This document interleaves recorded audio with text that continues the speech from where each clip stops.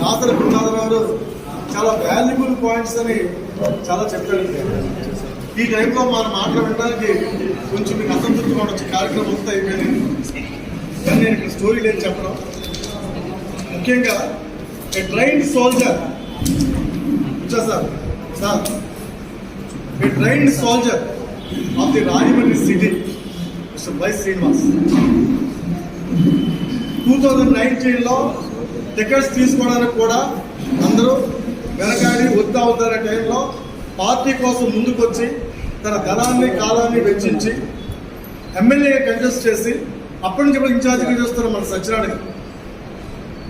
వీళ్ళిద్దరూ ముఖ్యంగా వీళ్ళ గురించి మన జిల్లా నగర కార్యకర్తలు ముఖ్యంగా మన సోదరీమణులకి అందరికీ నేను శుభాభినందనలు చెప్పుకుంటూ ఒక 2 విషయాలు మీతో షేర్ చేసుకుంటాను. ఫస్ట్ ఏంటంటే the history of India, political history of ఇండియాలో భారతదేశ రాజకీయ చరిత్రలో 1885లో Indian National Congress party start అయిన తర్వాత 1906లో ముస్లిం స్టార్ట్ అయ్యి ఆ 2 పొలిటికల్ పార్టీస్. బ్రిటిష్ టైంలో 2 main political parties. First Indian National Congress చాలా వచ్చాయి కానీ ప్రజలు దాకా వెళ్ళింది ముస్లిం లీగ్ రిలీజియన్ బేస్డ్. ఈ 2 పార్టీలకి సభ్యత్వం స్టార్ట్ చేశారు. మెంబర్షిప్ ఉండాలి. ఆ 2 పార్టీలు మెంబర్షిప్ తీసుకున్నారు. ఇండియన్ నేషనల్ కాంగ్రెస్ ఎగ్నెస్ట్గా అప్పటి పరిస్థితులకు అనుగుణంగా ముస్లిం లీగ్లో వాళ్ళు కూడా ముందుకు వెళ్ళాలనే ఉద్దేశంతో 1905, 1906 వాళ్ళు పార్టీకి సభ్యత్వ నమోదు చేశారు. దీనికి ఎంతమంది యాక్టివ్గా ఉంటారు అనే సభ్యత్వ నమోదు చేసి అప్పుడు మొదలుపెట్టారు. దాన్ని ఈ రోజు వరకు అన్ని రాజకీయ పార్టీలు భారతదేశంలో మనకు ఇప్పుడున్న స్వతంత్ర రాజకీయ పార్టీలు సభ్యత్వ నమోదు మాత్రమే కాంగ్రెస్ పార్టీ కంటిన్యూ చేస్తుంది. తర్వాత వచ్చిన జనసేన కానీ, జనతా పార్టీ కానీ, లేదా బీజేపీ కానీ, కమ్యూనిస్టులు కానీ వీళ్ళందరూ కూడా సభ్యత్వ నమోదు మాత్రమే చేసింది. కానీ ఆ చరిత్ర తిరగరాసింది జనసేన పార్టీ అధ్యక్షుడు పవన్ కళ్యాణ్ గారు. ఆయన ఏం చేశారు? సభ్యత్వ నమోదుతో పాటు బీమా పత్రాలు అన్ని. ఆ బీమా పత్రాలు మనం చిన్నప్పటి నుంచి చూడటం వల్ల సింపుల్గా ఇన్సూరెన్స్ కదా అని అనుకోకండి. మనం ఫస్ట్ ఆలోచన మన గురించి, మన కుటుంబం గురించి ఆలోచిస్తాం. ఎవరైనా సరే 100కి 99.99% ఫస్ట్ అది ఆలోచిస్తారు. ఎవరో కొంతమంది ఇర్రెస్పాన్సిబుల్ బాధ్యత రచుకోవడం తప్పిస్తే అందరూ కూడా కుటుంబం గురించి ఆలోచిస్తారు. మన కుటుంబం ఆలోచించిన తర్వాత భాగ్యలక్ష్మి గారి కుటుంబం, ఇందు గారి కుటుంబం, ఆడ కుటుంబం, వీళ్ళ కుటుంబం మనకి ఏమైనా కొంచెం మైండ్ సెట్ ఉంటే హెల్ప్ చేయగలుగుతాం ఫ్యామిలీస్.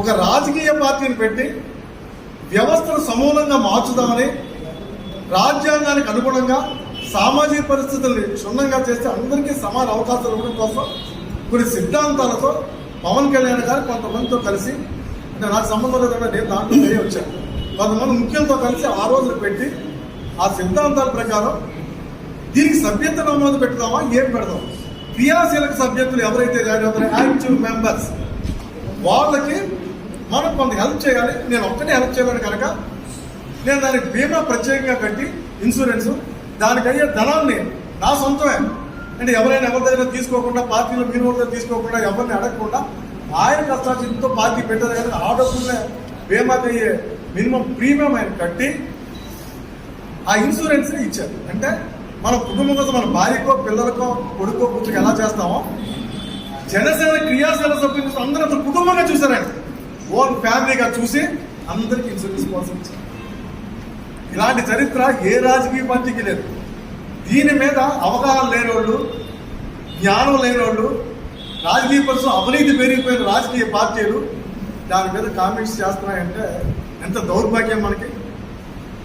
అందుకని ఆ దౌర్భాగ్యాన్ని తప్పించాలన్నా పవన్ కళ్యాణ్ గారు చేసిన ఈ సభ్యత్వ నమోదులో క్రియాశీలక కార్యకర్తలకి ఈ బీమా పత్రం అందరూ దాని ఉపయోగం తెలియాలన్నా ఈ కిట్ల ద్వారా మనం తీసుకెళ్ళాలి.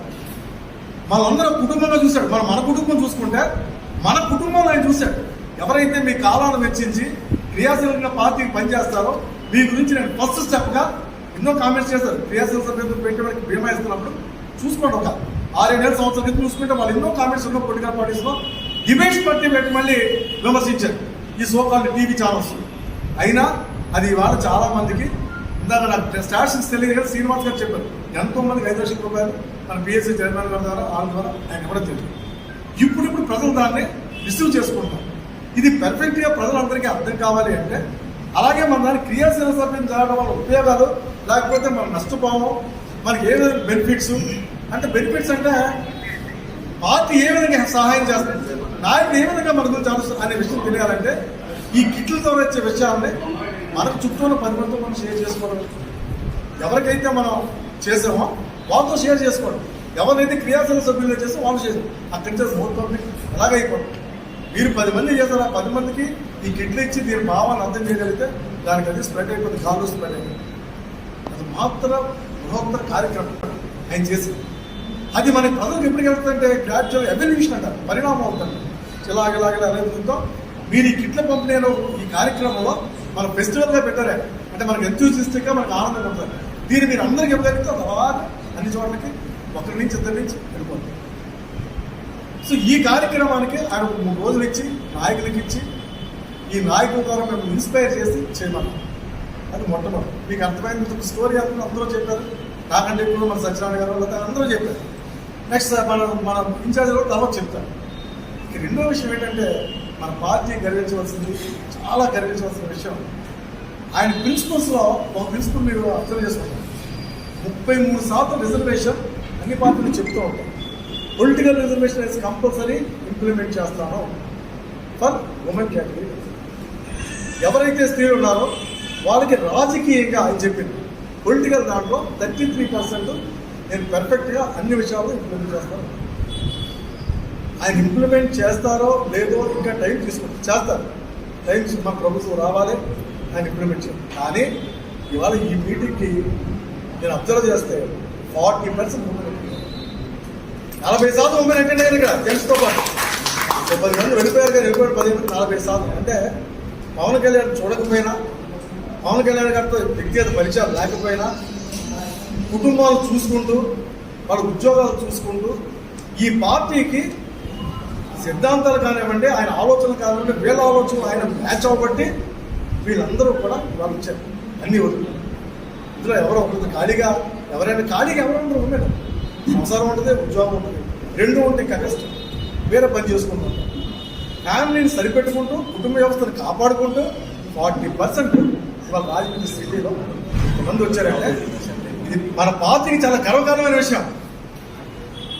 ఈ 40% ఉమెన్ కూడా యాక్టివేట్గా ఎందుకు చెప్తున్నానంటే ఇక్కడ చిన్న ఉదాహరణ మాత్రం చెప్తాను. పార్టీలో అందరితో నాకు పూర్తి పరిచయాలు లేకపోయినా అది శ్రీనివాస్ గారు రావడం పరిచయాలు, 2 గురించి కంపల్సరీ చెప్పకపోతే తప్ప. మనం ఎవరికెళ్తారో చెప్తారు, ముందుకెళ్ళిపోతారేమో, వాళ్ళ పేరు వచ్చేద్దామో అనే చెత్తనాన్ని అందరూ వదిలేదు. ఒకటి ఎంతో ఇందిరా, ఉమ్మిడి బాలకృష్ణ. అంటే 2 కాదు, 2 ఒకటే. వాళ్ళ పార్టీకి ఆవిడ ఉదయం సాయంత్రం వరకు ఆవిడ ఏదో పని చేసుకుంది.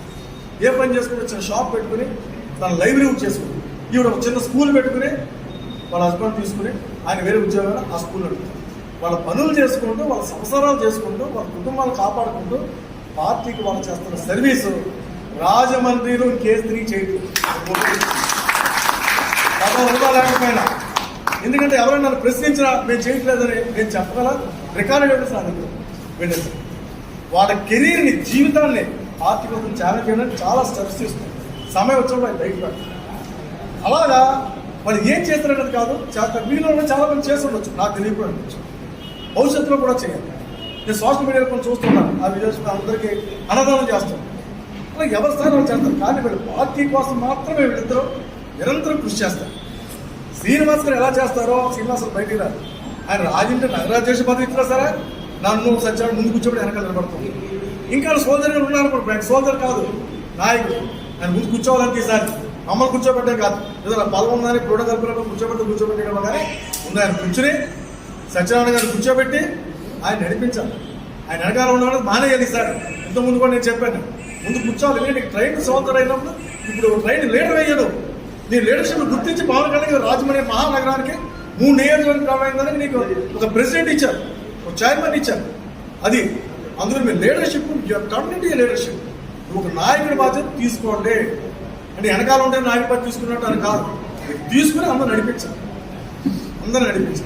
సో ఇది నేను సలహా కాదు, నేను నాకు వినపోవనుకో ఏమనుకో తప్పనుకో ఓపెన్గా చెప్తాను. అలాగే మీరు ఉన్నదంతా వచ్చారు.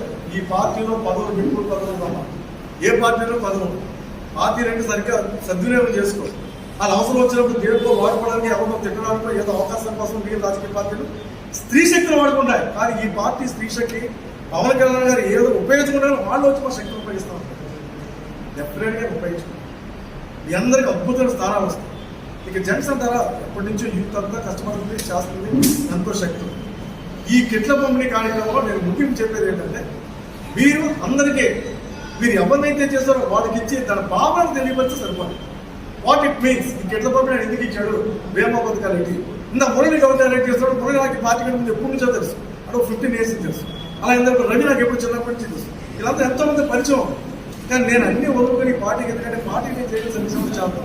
It's a good political party for the sake of the change of the system in the society అనే భావంతో ఈ పార్టీ వచ్చింది. మన సర్వీస్ మనం చేయగలం, మనం డబ్బులు పెట్టి చేసే పార్టీ కాదు కదా, మనం మెయింటెనెన్స్ మనం చేసే కానీ ఉద్యోగం ఈ పార్టీకి వచ్చాం.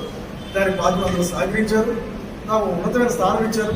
ఆ స్థానాన్ని రీచ్ అవ్వడానికి, అంటే స్థానాన్ని సరిపడా పని చేయడానికి నేను ప్రయత్నం చేస్తాను. ఇప్పుడు మీరు కూడా ఈ కిట్ల పంపిణీ 10 మందికి చేయించిన అమ్మాయి 10 మందికి తెలియపరచడం చాలంతే కేవలం. నెక్స్ట్ టైం వచ్చే ఇయర్లో మీరు ఎంతమంది చాలంతే కేవలం. నెక్స్ట్ టైం వచ్చే ఇయర్లో మీరు ఎంతమంది జాయిన్ చేయాలి, అది తెలియపరచడం వల్ల 10 మంది మనకంటే బాగా వాళ్ళు పద్ధతులు తీసుకుంటారు. ఎలక్షన్ టైంకి వచ్చేసరికి జనసేన పార్టీ చేస్తుంది ఇంకో బృహత్తర కార్యక్రమం. రాజకీయాలు అనేది కాదు, ఒక పాలసీ మాత్రం ఒక్క 2 నిమిషాలు చెప్తుంది. ఆయన కౌలు రేకులు పెట్టిన సిస్టమ్ కూడా మన భారతదేశంలో ఏ రాజకీయ పార్టీ కూడా వ్యవసాయాన్ని ప్రభుత్వం వచ్చిన తర్వాత అటు ఇటు చేసిందేమో, వ్యవసాయ రంగాన్ని బాగా చేసినట్టుగా పట్టించుకోలేము. ప్రభుత్వం అధికారంలోకి వచ్చిందంటే, రిసోర్సెస్ వచ్చిన తర్వాత కంట్రోల్లో పెడుతున్నారు. ఏ రాజకీయ పార్టీ కూడా 1950s కాంగ్రెస్ పార్టీ వచ్చిన నెహ్రూ గారి పాలసీ కానీ ఈవెన్ గ్రేటెస్ట్ ఇందిరా ఆవిడ కూడా రైతుడు చేయించింది. అలా అద్భుతమైన రైతాంగానికి కాదు, రైతుకి ఎక్కడో 2 ఎకరాలు సన్నకారో చిన్నకారో కూర్చొని అవడం ఉంటుంది. కౌలు రైతు అంటే భూమి లేని రైతు, వాళ్ళకి వేరే ఆధారం లేదు. అలాంటి వ్యక్తులకి తన సొంత డబ్బు ₹1,00,000 రైతులకి, చనిపోయిన వ్యక్తికి గవర్నమెంట్ రికార్డ్స్ బేస్ చేసుకుని ప్రజలకు ఇస్తాడంటే, ఫస్ట్ స్టెప్ క్రియాశీల సభ్యులను రక్షించుకోవడం, అంటే తన కుటుంబాన్ని తను రక్షించుకున్నాడు. తర్వాత డిప్రెషన్ క్లాసెస్, ఎవరైతే ఆర్థికంగా బలహీనపడి కుటుంబంలోకి దిక్కు మొక్కు లేకుండా ఉన్నారో వాళ్ళ కోసం ఆలోచించారు. ఫస్ట్ పర్సనాలిటీ ఏంటంటే కౌలు, దానికి ₹1,00,000 ఇచ్చారు. అంటే డబ్బుతో చేస్తానని కాదు, ఎంతో కొంత తను సంపాదించిన దాంట్లో నువ్వు సర్వీస్ చేద్దాం నా గవర్నమెంట్. అలాంటి వ్యక్తి ఒక ప్రభుత్వాన్ని ఏర్పాటు చేస్తే ఎంత సుభిక్షంగా ఉంటుందంటే రాష్ట్రం అద్భుతంగా సుభిక్షంగా ఉంటుంది. అది తెలియాలి అంటే కౌలు రైతుల విషయం పార్టీల పెద్దలు అందరూ పబ్లిసిటీ చేసుకుంటారు. మీరు ఈ కిట్ల పంపిణీ కార్యక్రమంలో మీరు ఎప్పుడైతే సభ్యత్వం చేస్తారో, మరి బాబు ఇది దీనివల్ల ఈ లాభాలు ఉన్నాయి, ఇవి ఉన్నాయి లభించి, ఇందాక ఆయన చెప్పినట్టు ఫస్ట్ మనం పెట్టాలనుకోండి మన డబ్బులు మనకు వచ్చేస్తాయి. నెక్స్ట్ ఇన్సూరెన్స్ ఉంటే ఆటంకం బాబు. ఉన్నది గారు చెప్పింది ఏంటంటే, ఏ ఇన్సూరెన్స్ వచ్చాను కానీ మీకు రికార్డులో కనిపించినప్పుడు అంతా ఆన్లైనే కదా, ఇదే ఆయన చెప్పింది. అది మీరు ఇనిషియల్గా స్టార్టింగ్ ఇప్పుడు మాకు సత్యనారాయణ చెప్పినట్టు మీరు చేస్తారనుకోండి, మీరు 50,000 1,00,000 మీకు వచ్చారు, నా 5 లక్షలు. తర్వాత ఆ డబ్బులు ఎలా వస్తాయి, అది రాకపోతే మనం క్లెయిమ్ చేయొచ్చు. ఇన్సూరెన్స్ రాకపోతే కోర్టులో క్లెయిమ్ చేయొచ్చు. ఇది కోర్టులో క్లెయిమ్ చేయడం అందుకని ఫస్ట్ స్టెప్ అనమాట, ఫస్ట్ అడుగు. ఆయన అంటే ఆయన చెప్పడం ఏంటంటే, ఆయన రేపొద్దున మళ్ళీ మీ కార్యకర్తలు మేము తిరగబడతారేమో భయపడాలనుకుంటారు. మన దేవుడు ఫస్ట్ చేస్తాం. ఫస్ట్ ఎప్పుడైతే చేస్తామో ఈ డబ్బులు మనకు వచ్చేది, మన కార్యకర్తలు వచ్చారనుకోండి, ఎవరైతే విక్టిమ్ ఉంటారో, అంటే ఎవరైతే చనిపోతారో, లేదా ఎవరైతే దెబ్బలు తింటారో వాళ్ళకి ఫస్ట్ ఈ డబ్బులు వచ్చేసారనుకోండి, వేరే పాలసీస్ ఉంటే ఆ పాలసీస్ ఎలా వస్తాయి, అది ఆ క్లారిఫికేషన్ మీరు అబ్జర్వ్ చేయండి. ఇక మిగిలిన విషయాలు ఏమైనా ఉంటే ఇవన్నీ దీనికి సంబంధించి మన ఇన్ఛార్జ్ గారు చెప్పి ఈ కార్యక్రమం ముగిస్తానని అనుకుంటాను. ఈ ఓటర్ థ్యాంక్స్.